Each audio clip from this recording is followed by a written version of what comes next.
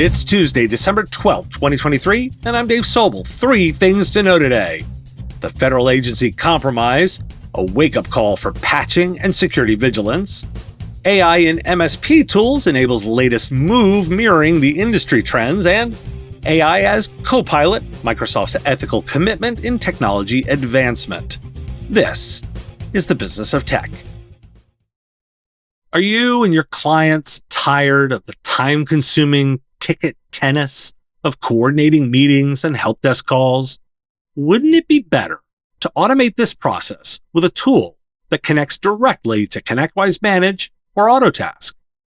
TimeZest offers scheduling automation that gives you complete control of your schedule and eliminates the hassle of calendar ping pong. As the only service designed specifically for MSPs, it integrates into your workflow and makes scheduling appointments easy on you and your clients. Plus, you can try TimeZest for free. Visit timezest.com/MSPradio and use the code MSPradio to get 10% off your first year of TimeZest. According to research by Veracode, nearly 4,000 businesses globally are still vulnerable to Log4j exploits, with 2.8% using versions with the original Log4Shell vulnerability and 3.8% running Log4j 2.17.0 that still contains a vulnerability allowing remote control exploits. The study also found that around 32% of applications were still using Log4j 1.2x, which no longer receives security updates. The research highlights the failure to regularly update Log4j versions and the prevalence of at-risk applications due to teams patching the initial vulnerability but not remaining vigilant. An unidentified threat actor gained access to 2 public-facing web servers at a U.S. federal government agency by exploiting a previously patched vulnerability in Adobe ColdFusion. The intrusions were likely part of a reconnaissance attempt with no evidence of data exfiltration or lateral movement. The vulnerability impacts remote code execution and affects multiple ColdFusion versions. CISA stated that the hackers conducted a reconnaissance effort, and it's unclear if any data was exfiltrated. Microsoft Defender for Endpoint alerted the agency to the exploitation and quarantined the hackers' activities. CISA ordered all federal agencies to patch the known vulnerability in Adobe ColdFusion.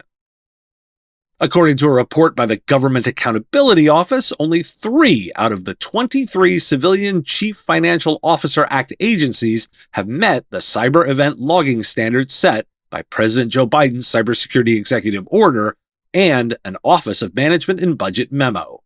The Department of Agriculture, the National Science Foundation, and the Small Business Administration have reached advanced Tier 3 status for logging, while the remaining agencies still need to make progress. WatchGuard Technologies has released its latest Internet Security Report, highlighting the increasing instances of remote access software abuse, the rise of cyber adversaries using password stealers and info stealers, and the pivot from script-based attacks to other living-off-the-land techniques. The report also reveals a surge in the Medusa ransomware variant and a decline in malware arriving over encrypted connections. Network attacks saw a 16% increase, with proxy logon being the top vulnerability targeted. According to Cycode's State of ASPM 2024 report, CISOs consider software supply chain security a bigger blind spot for application security than generative AI or open source. The report highlights the challenges of managing AppSec attack surfaces, improving relationships between security and development teams, and consolidating AppSec tools into a single platform.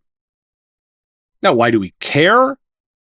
The fact that many applications still use Log4j 1.2x, which no longer receives security updates, should raise concerns about legacy systems and their maintenance.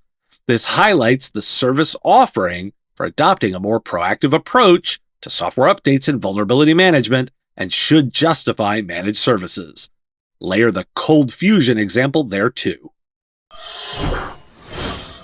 Enable announced the enhancements of its RMM platform and Central, including advanced management capabilities for Apple devices, generative AI for script automation, analytics and reporting in the cloud, and deeper integration of security and backup solutions. The updates aim to simplify the complexity of hybrid and cloud environments, users, and devices, providing a modern user experience for IT professionals and their customers.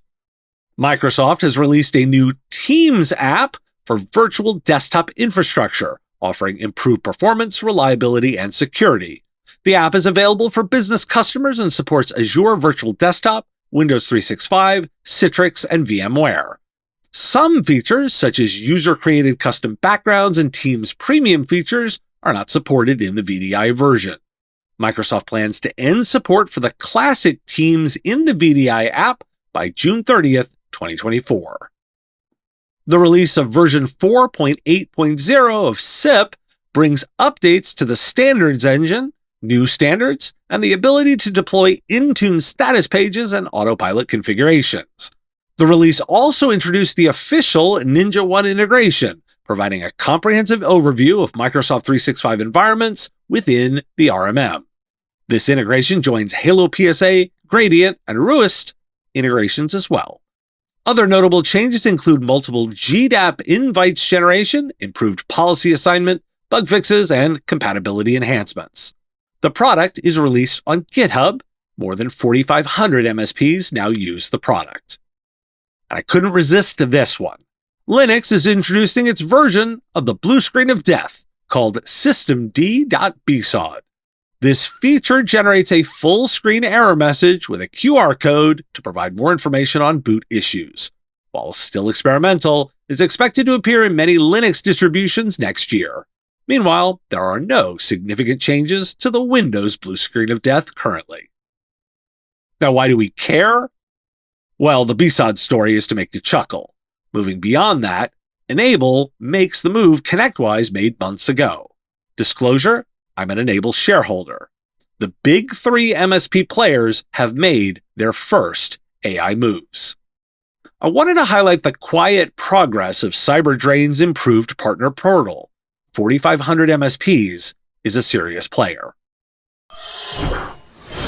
Microsoft marks its latest report's 10 years of DEI data, highlighting progress in creating a more diverse and inclusive workforce. The report showcases increased representation of women and various racial and ethnic minority groups at all company levels and efforts to ensure pay equity. Microsoft's commitment to using AI as a co-pilot, not an autopilot, and leveraging technology for human innovation and empathy is emphasized in the report.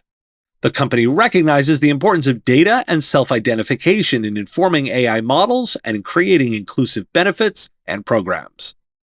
Microsoft has also announced a major reshuffle of its security leadership, appointing Igor Tresnitsky as the new CISO, replacing Brett Arsenault. Arsenault has been moved to a new role as Chief Security Advisor. The shakeup is part of Microsoft's Secure Future initiative, aimed at enhancing the security of its software offerings. The initiative includes reducing vulnerabilities, adopting Code QL for vulnerability scanning, and accelerating the deployment of security patches. Why do we care? Microsoft's approach to using AI as a co-pilot rather than an autopilot and leveraging technology for human innovation and empathy reflects their understanding of an ethical set of dimensions for AI. This approach is crucial in ensuring that AI development aligns with DEI principles. That's a model to emulate. Looking to make your monitoring offering premium? A way to differentiate your capabilities?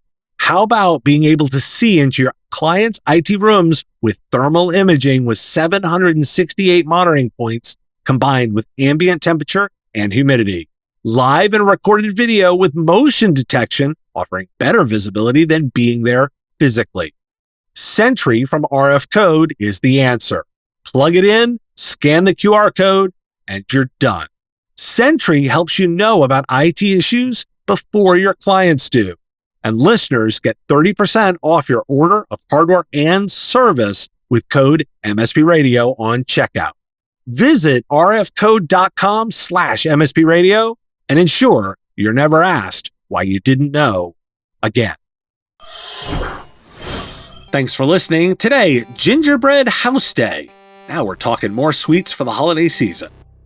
Want to take my class in January? Navigating Emerging Technologies for MSPs, and the link is in the show notes. Those questions and comments, I want to hear them. If you've got a thought, put it in the comments if you're on YouTube, or reach out on LinkedIn if you're listening to the podcast. Talk to you again tomorrow. The Business of Tech is written and produced by me, Dave Sobel, under ethics guidelines posted at businessof.tech. If you like the content, please make sure to hit that like button and follow or subscribe. It's free and easy and the best way to support the show and help us grow. You can also check out our Patreon, where you can join the Business of Tech community at patreon.com/MSP Radio, or buy our Why Do We Care merch at businessof.tech.